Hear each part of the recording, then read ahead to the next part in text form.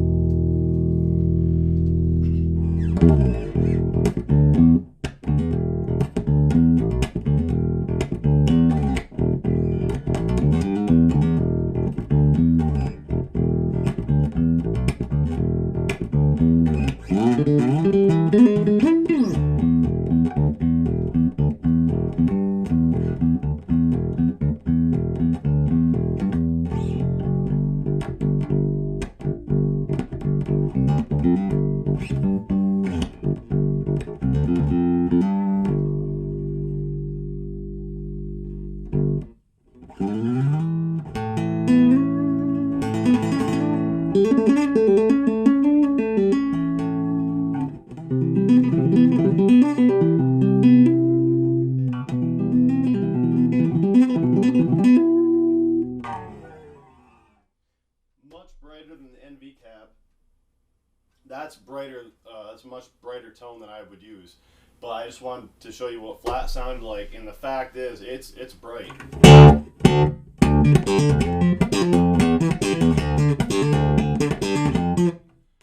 Guys play slap, used to tweeters, should have no problem at all with this cab, and it's tight, it's punchy. I'm going to dial in more of a sound that I would use.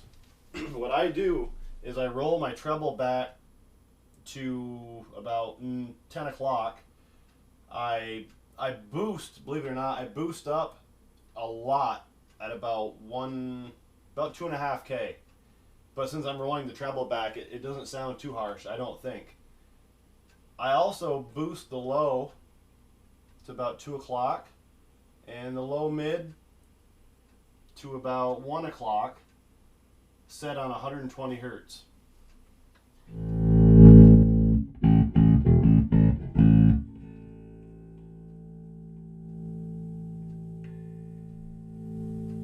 Maybe I bring the low and the low mid up a little bit more.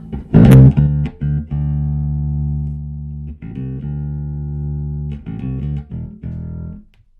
we go. That mimics the sound of a bigger cab a bit. Let's try that out.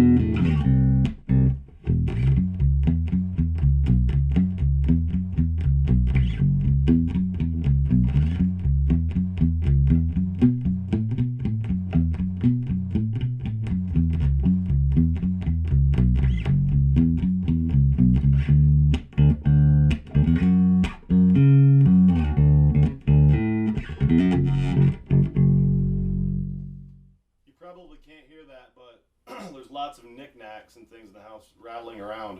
So it's a good thing that the wife's at work and I'm here with a fresh pot of coffee. That's where I would leave it. It can do the slap thing, but again, that's not for me. Let me show you what overdrive sounds like. I guess that's why this cab was actually designed. One of the big things is with these 4-inch mids, it produces the overdrive smoothly. Again, back to my Voodoo Labs Sparkle Drive.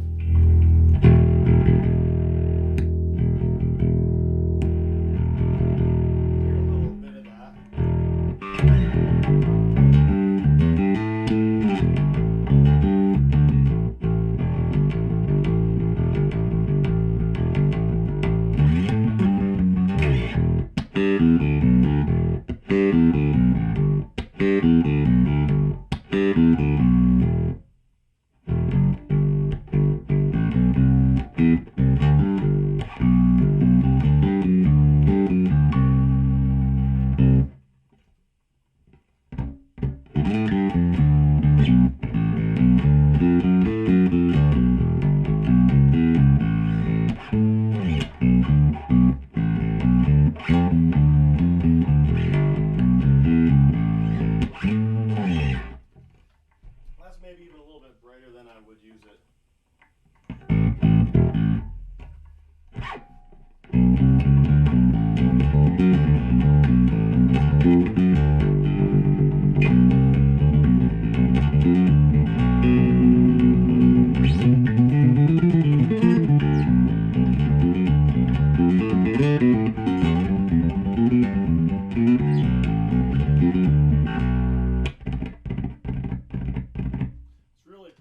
Cab, it's tight.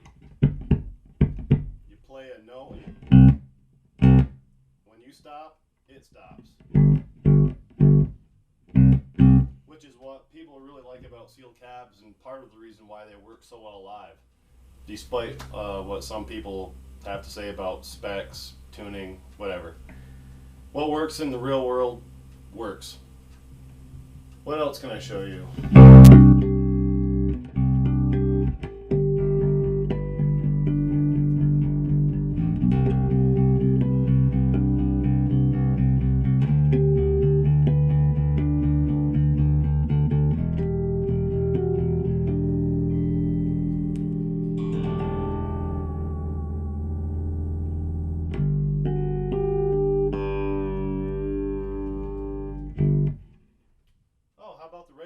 Full-on distortion. We'll do the Black Betty rhythm guitar thing again.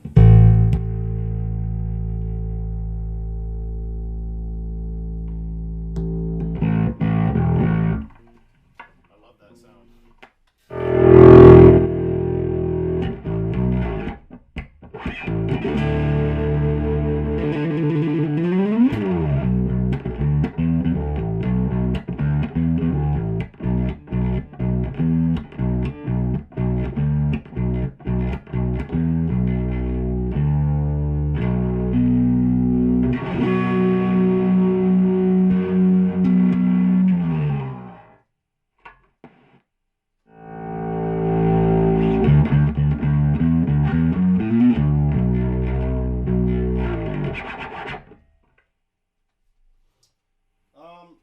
I've only got to use this at one practice. It worked really well. It didn't quite have the fullness in the low mids as the NV cab, but then again, it's 6 drivers to basically 1. But it put out the same kind of low end, much nicer top end. It really cut through the band, and it recorded well. Unfortunately, it was freezing cold in the garage, and we played like garbage, so the guys wouldn't let me post it. I think that's all I have with this one. Great cab, sounds great. Anybody has any questions, just get a hold of me on talkbass.com. Again, this is the Audio Kinesis Hathor 1544 cab. Just a really awesome piece of gear.